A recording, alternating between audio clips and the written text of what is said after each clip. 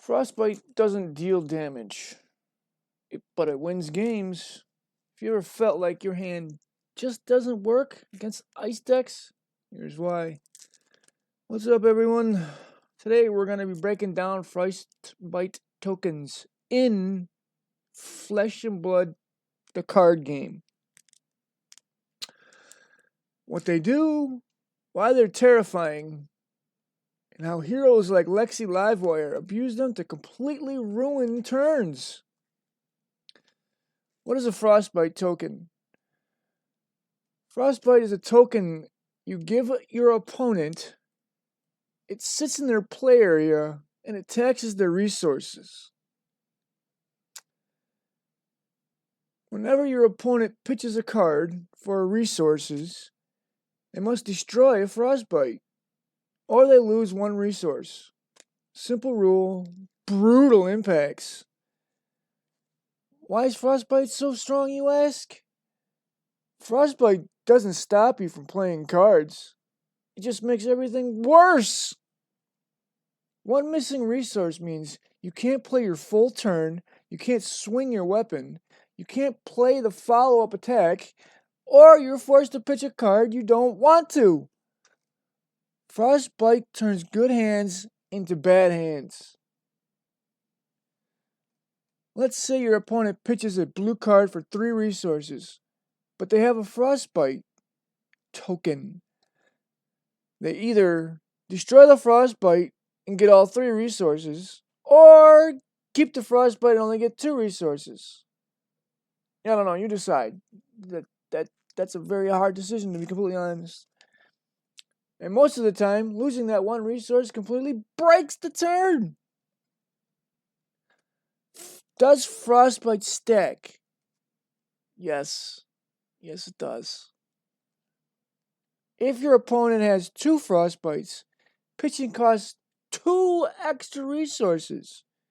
If he has 3, same hands literally don't function.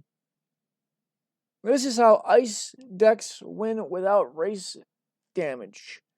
They just stop you from playing Flesh and Blood properly. Now, let's talk about how Lexi can create a Frostbite.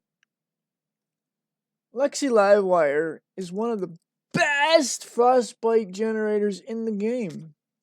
That's why I'm going to make a deck on her. I should probably do a video on a deck on her. Let's see what I use. You should let me know. You guys should let me know if I should do that. Some video ideas. That'd be great. Okay, let's go back. Sidetracked.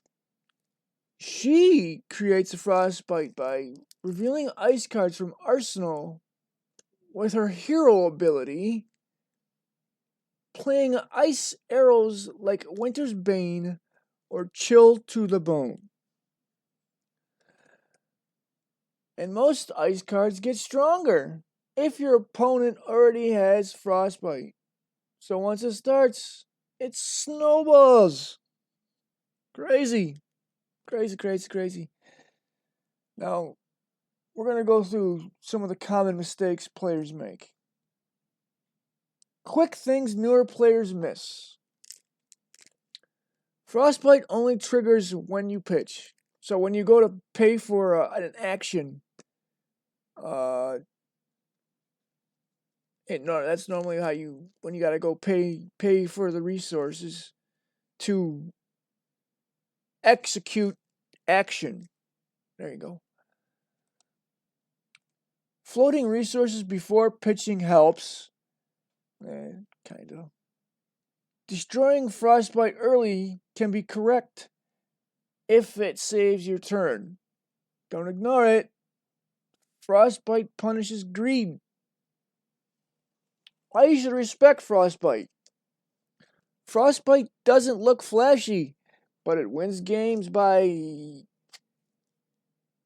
slowing tempo. So, like, if you're in a rhythm, it will literally almost put you to a stop. And then it has you forcing bad decisions. So when you go to pay to execute an action, it won't let you do it because you got to make a decision right away before you do any kind of action.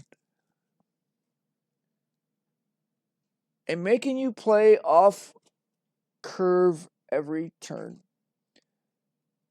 If you ever lost and thought, I never got to do anything.